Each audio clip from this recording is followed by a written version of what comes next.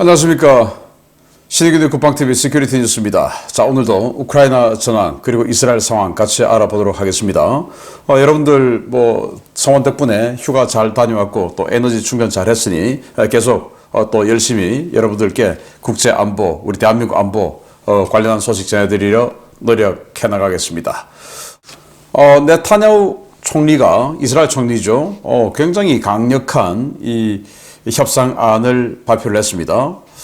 이걸 보면 이 가자 지구에 있는 하마스들이 이걸 수용할까라는 생각이 들 정도인데, 네타냐후 총리가 얼마나 강력한 이런 안을 제출했는지, 선언을 했는지, 또 지금 이 협상 상황 어떻게 되고 있는지, 전황 어떻게 되고 있는지 같이 살펴보도록 하겠습니다.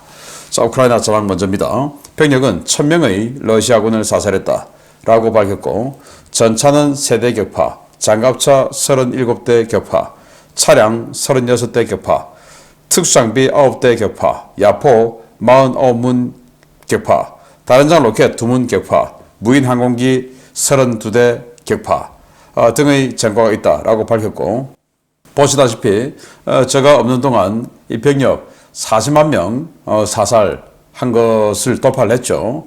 그리고 지금 야포도 곧 만문 돌파를 할 것 같고, 다른 장 로켓도 이제 내일이면 1000문이 될 것 같습니다. 특히 오늘은 우크라이나 전쟁 발생한 지 만 2년이 꼬박 넘고 이제 3년으로 들어가는 날이기도 합니다. 2022년 2월 24일 우크라이나 전쟁이 발생을 했으니 지금 이제 만 2년 꼬박 지나버렸죠. 정말 오랫동안 전쟁이 진행되고 있는데 상황 한번 더 보도록 하겠습니다. 우크라이나군은 101회의 교전을 했고 적의 공세가 매우 거세다라고 밝혔는데, 이 101회의 교전 중에 66회는 격퇴했다라고 밝혔는데요. 그 말을 뒤집어서 보면 45번은 졌다, 이 말이 되겠죠. 또 아시다시피 제가 없는 동안 아우디우카를 상실을 했고, 그러면 이 러시아가 아우디우카에 투입했던 그 군단급 부대들을 이제 아우디우카 점령했으니까 그 다음 어떤 그 주 공격으로 이 군단급 부대를 빼서 완전히 하나의 어떤 새로운 또 강력한 공세 지역을 만들 건지, 아니면 이걸 골고루 흩어서 계속 여러 곳에서 거센 공세를 동시다발을 할지, 아니면은 이 아우디우카 건너편에 있는 차시브야르 쪽으로 공세를 이어나갈지는 지켜봐야겠습니다. 자, 러시아는 샤히드 드론으로, 이란제 드론이죠, 31대로 대도시를 공습을 했고, 그 중에 23기를 요격했는데, 이제는 드론도 이렇게 요격률이 점점 떨어지는 것으로 봐서 우크라이나군의 반공 능력, 즉 탄약이 좀 부족한 것 같다라는 생각이 계속 드네요. 유럽의회는 우크라이나 재건 지원하는 예산으로 500억 유로를 승인을 했고, 이건 이제 전쟁 자금이 아니고 전후 재건 자금이죠. 독일 의회는 우크라이나에 장거리 무기 지원안을 가결했는데, 아니 타우로스는 주지 않겠다라고 하면서 장거리 무기는 주겠다. 그런데 독일군이 지금 가지고 있는 장거리 무기는 타우로스밖에 없어요. 그 외에는 이겁니다. NBDA에서 만들고 있는 JFSM, 이 Joint Fire Support Missile이라는 이 미사일인데, 보시다시피 MLRS죠. 우리 한국군도 가지고 있는 MLRS, M270 MLRS의 227mm 발사관 그 케이스를 빼내고, 여기다가 마치 에이테킴스 같은 그런 느낌으로 새로운 발사관을 집어넣어서 여기 날아가는 이 순항미사일입니다. 날개가 펼쳐집니다. 이걸 2발을 집어넣는 건데, 이거 외에는 없어요. 근데 놀랍게도 이 미사일은 지금 개발 중인 겁니다. 아직 개발 완료되지 않았어요. 물론 이제 개발이 거의 완료 단계에 들어갔지만, 그걸 주겠다는 건지, 뭘 가지고 지금 장거리 무기를 지원하겠다는 건지 애매하기는 합니다. 그냥 타우로스 주면 좋을 텐데요. 자, 메드베데프, 러시아의 거의 2인자격이죠. 키예프가 곧 점령될 거다. 오데사도 우리 염원이다 라고 이야기를 했어요. 여기는 이제 구소련식 발음, 러시아식으로 키예프라고 하죠. 그래서 곧 우크라이나의 수도 키우도 점령한다 라고 이야기를 하니, EU 집행위원회에서 기가 차서 야 메드베데프 너 정신과에 좀 가봐라, 이렇게 이야기를 했어요. 제가 봐도 그런 것 같습니다. 벨라루스 국방장관은 우크라이나군이 11만 2천 명을 국경에 집결해서 우리를 위협하고 있다. 정말 여기도 좀 정신과에 가봐야 될 것 같은데, 우크라이나가 지금 전선도 지금 힘겹게 유지하고 있는 상황에서 벨라루스 공격하기 위해서 11만 2천 명이나 벨라루스 쪽의 국경에 전력을 집결시켜서 무역 시위를 한다? 이게 말이 되는 소리입니까? 그러면서 자신들이 이 북부 전선을 열 수 있다라는 이런 쪽으로 해서 우크라이나를 혼란스럽게 만들려는가 본데, 아무튼 이런 식으로 또 우크라이나를 자극하고 있습니다. 존 커비 백악관 안보소통조정관은 이란의 탄도미사일이 러시아 이동 관련 정보 없다, 이란이 대규모로 러시아의 탄도미사일 팔았다라는 보도가 쭉 나왔죠. 로이터에서 이제 최초 보도를 했는데, 로이터는 아주 구체적으로 이야기를 했습니다. 카스피해를 통해서 선박으로도 줬고, 그리고 항공편으로도 줬고, 뭐 이런 식으로 구체적으로 했는데, 존 커비는 이걸 이제 조금 상황을 톤 다운 시키려는 모양인지 이동 관련 정보 없다라고 이야기를 했는데, 존 커비 그동안 조금 신뢰성 없는 발언 워낙 많이 했어요. 그러면 이제 조페가르, 이 미사일인데, 이 미사일은 700km 날아가고 탄도 중량은 500kg짜리 미사일입니다. 속도는 느려요. 마하 4. 그런데 지금 북한제 탄도미사일 K-23이죠. 북한판 익스칸데르라고 하는 그게 지금 뭐 한 20발 이상 쐈는데 워낙 정확도가 떨어져서 거의 킬로미터급 이상의 CP, 공산 오차가 나온다라고 하니 이거 가지고 뭐 써먹을 데가 없다. 그래서 이란제를 대량 사는 거 아닌가라고 생각되고, 뭐 이러한 어떤 그 분석은 우리 한국 입장에서도 이 북한 미사일을 우리가 방어해야 되는 입장에서 굉장히 긍정적인 소식이다. 킬로미터급의 오차가 나오는데 그걸 전술적으로 어디다 써먹겠습니까? 단 핵을 집어넣으면 그것도 무섭죠. 자, 그리고 우크라이나 파르티잔들은 마리우폴에 온 러시아 관료 6명을 차에 독을 타서 독살을 시켰다라고 주장을 했고, ABC 방송국은 우크라이나가 몇 주 내에 치명적인 무기 부족 직면할 것이다 라고 이야기를 하면서 이 민주당 의원 상하원 공이 빨리 좀 해줘라, 610억 달러 빨리 줘야 된다, 이런 압박을 하고 나섰습니다. 자, 이스라엘 상황 보겠는데요. 자, 여기 보시면 뭐 북부 그리고 중부 남부 칸유니스 뭐 골고루 폭격을 했고, 시상전 추가 전사자는 없습니다. 그래서 누적 237명 그대로 유지하고 있고요. 이스라엘 전시 내각은 모사드 주도의 새 협상팀을 파리로 파견하기로 의결을 했습니다.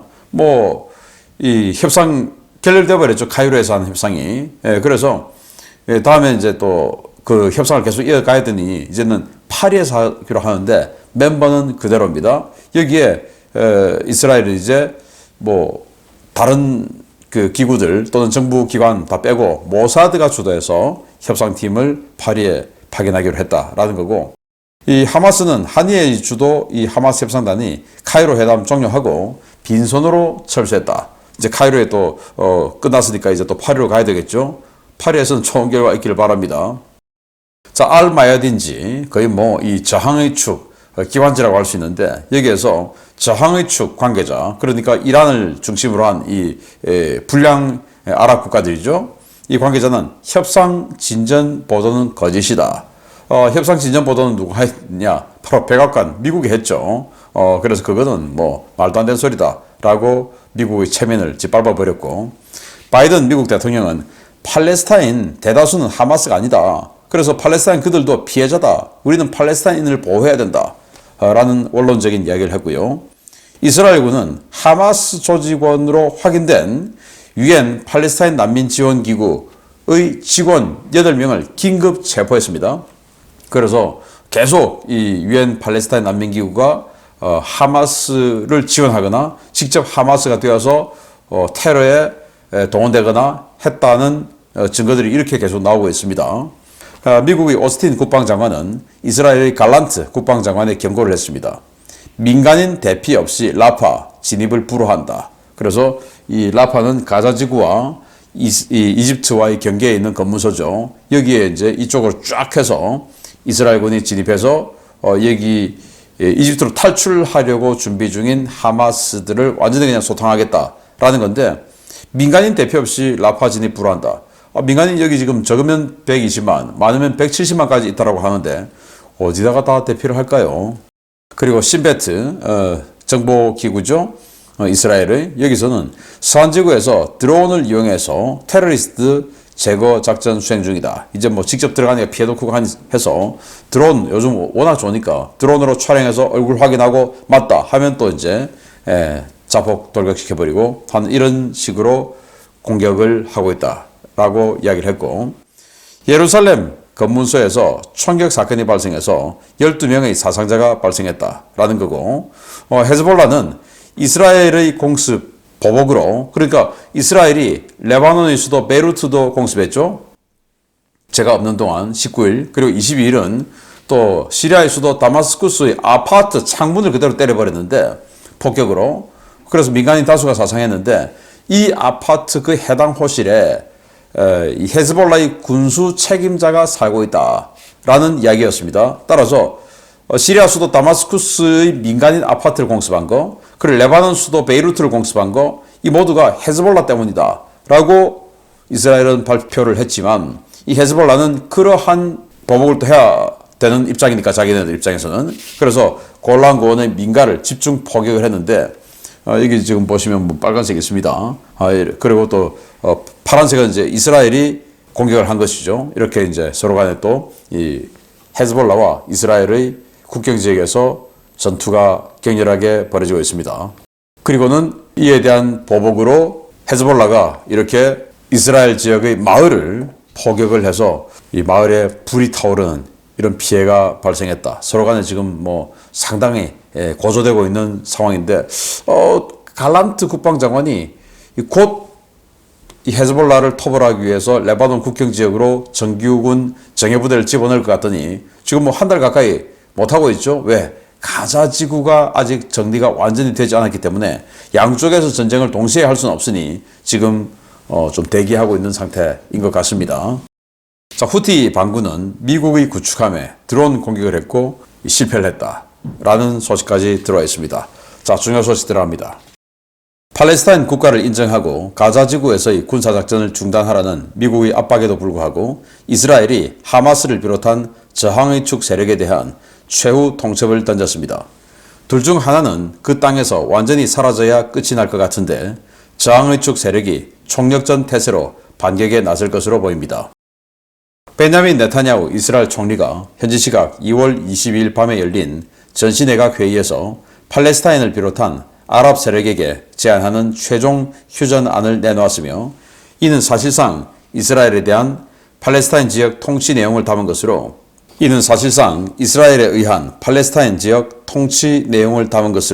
하마스가 극렬하게 반발하고 있다고 현지 매체들이 일제히 2월 23일 보도했습니다.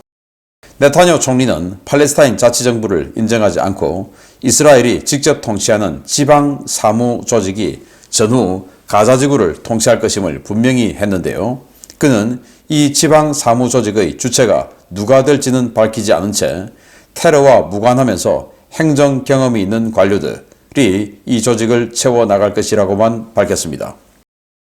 네타냐후는 또 가자지구의 완전한 비무장화와 이스라엘군의 상시 주둔, 가자지구 방벽 내부에 이스라엘과의 완충구역 설치, 모든 외부 지원의 이스라엘 정부 승인 의무화, 가자지구와 이집트 국경 폐쇄 등의 항목도 제시했습니다.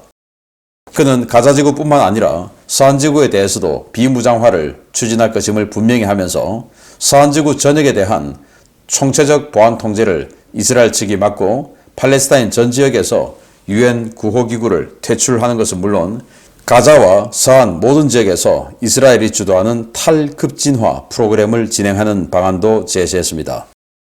이 같은 제안은 이스라엘이 미국과 영국 등 외부 국가들의 압력과 무관하게 가자 지역 지상작전을 계속할 것이고, 전후에는 팔레스타인 전역을 직접 통치하겠다는 뜻을 분명히 한 것인데요. 네타냐후 총리는 이 같은 안건에 대해 국민이 널리 받아들인 원칙에 기초한 것이고 확정된 사안이 아닌 향후 가자지구 관리 논의의 기반이 될 제안들이라고 강조했습니다.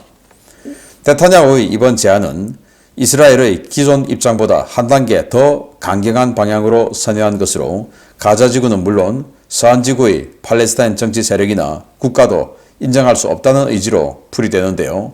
아무래도 이 전쟁 두 세력 중 하나가 완전히 사라지기 전에는 평화적인 엔딩을 보기 어려울 것 같습니다. 네, 뭐 협상한다, 휴전 곧 한다, 이런 관측들이 계속 나왔으나 지금 뭐 완전히 이 카이로에서 그동안 진행해왔던 협상은 끝나버렸습니다. 그리고 협상장을 파리로 옮겨서 계속 협상을 이어나갈 것 같은데, 지금 이 하마스가 그동안 우리는 이런 요구를 한다라고 협상을 하는 거 보면 이스라엘 니들 완전히 항복해, 뭐 이런 내용 아니었습니까? 그런데 여기에 대해서 지금 네타냐후 이스라엘 총리도 우리는 이런 요구 조건이야 라고 제시를 했는데, 그게 정말 하마스가 받아들일 수 있을지.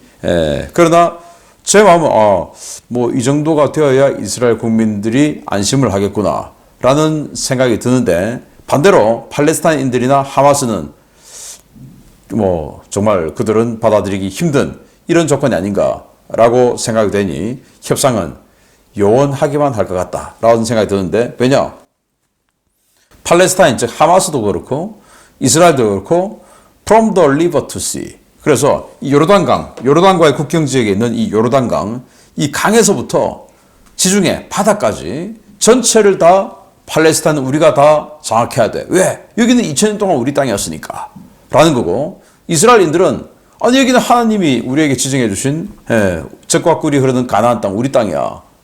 그래서 우리는 이 땅을 로마에 의해서 강제로 빼앗겼으니 이거 우리가 다시 되찾는 건 합법이야. 근데 그 영역은 어디냐? 요르단강에서 지중해 이 팔레스타인 지역 전체야. 이 둘이 동상이몽을 하고 있으니 조금 나눠서 쓰겠다 이것도 아니죠. 동상이몽을 완전히 하고 있으니 협상이 잘 될 리가 없다. 거기다가 설상가상으로 네타냐후 총리가 이런 제안을 했습니다. 우리는 이게 요구 아니야 라는 건데, 가자 지구에서 이스라엘군의 상시 주둔 및 활동 자유, 활동을 자유롭게 한다. 이거는 가자 지구에 이스라엘군 주둔하면서 활동을 자유롭게 한다. 언제든지 체포, 공격할 수 있다. 이거 아니겠습니까? 그리고 가자 지구의 완전한 비무장화, 그리고 동원 해제. 동원 해제는 뭐냐? 전쟁을 하기 위해서, 전투를 하기 위해서 하마스가 불법으로 팔레스타인인들을 동원하는 거죠. 그걸 해제한다. 못하게 한다. 이제 이거죠. 산지구에 대한 이스라엘의 총체적인 보안 통제. 그러니 가자지구는 이스라엘 자신들이 통치하고 산지구는 지금 파타가 하고 있는데, 여기에 그렇지만은 무력은 다 빼고 보안 통제는 치안은 이스라엘이 한다. 자, 이거죠. 필라델피아 회랑, 이거는 이제 이집트와의 국경 지역이죠. 이 회랑을 일부 또는 전체를 폐쇄한다. 그래서 이집트로 그냥 가는 이 국경을 완전히 다 막아버리고 그냥 가자지구 전체를 봉쇄해버리겠다. 그래서 가자지구에서 밖으로 나올 수 있는 통로는 이스라엘 쪽으로 통하는 방벽, 여기를 일부 뚫어서 검문소를 여기다 만들겠다라는 거죠. 모든 팔레스타인 기관 대상으로 탈급진화 프로그램 의무 시행한다. 파타, 하마스, 또 정부 등 있는데 여기에 탈급진화 프로그램, 그래서 극단주의, 급진주의, 테러, 이런 게 있으니까 이게 탈급진화 프로그램 의무 시행한다. 이건 이제 조금 의심스러운 자 솎아내겠다. 이건 것이고, 둘째, 정신 개조하겠다. 이건 것인데, 우리로 치면 예전에 삼천교육대 같은 이런 것들을 좀 크게 만들지 않을까. 그런 의지이지 않을까라고 생각이 되고, 그리고 이제 이 팔레스타인 영토 내 유엔 구호기관 퇴출한다. 라는 거죠. 왜냐? 그 유엔 구호기관이라고 하면서 그 본부에서 지휘 통제실을 만들어 놓고 하마스들이, 그리고 직원들이 유엔 복장을 입고 총 들고 테러 행위를 하고 이러니까 그거 안 된다. 이제 이런 거고. 가자지구 내 지방 관료 조직을 설치하는데 이 지방 관료 이게 또 누구냐? 라는 거죠. 그래서 이스라엘인은 아닌데 팔레스타인인인데 이스라엘의 우호적인 괴뢰 정부를 만들겠다 이거죠. 그리고 비무장화 또 탈급진화 완료 지역에 대한 재건 외부 지원은 이스라엘 정부 승인 하에서만 집행한다. 그래서 비무장화 안 되고 탈급진화 안 되면 재건도 지원 안 해주고 외부 지원도 안 해주겠다 이거예요. 그리고 이 지원은 지금 이집트와의 국경 이 라파에다가 검문소 만들어 놓고 여기서 지금 들락날락 하고 있는데 이거 없애버리고 이스라엘과의 국경에다가 검문소 만들어서 이스라엘군의 통제하에 지원해 주겠다 이건 거죠. 그 지원도 비무장화 그리고 탈급진화 완료된 지역과 세력에게만 해주겠다. 이게 이제 이스라엘 정부 총리의 제안인데 이걸 과연 하마스가 받아들일 수 있을까? 또 미국은 이걸 용인할 수 있을까라는 생각이 드는데 아무튼 이건 이 네타냐후 총리가 가자지구 팔레스타인 다 밀어버리겠다 이 말인 것이죠. 또 하마스는 이걸 또 듣지 않을 것이기 때문에 더욱더 또 강력한 이런 충돌이 발생할 것 같은 생각이 듭니다. 계속 알려드립니다. 마치겠습니다. 감사합니다.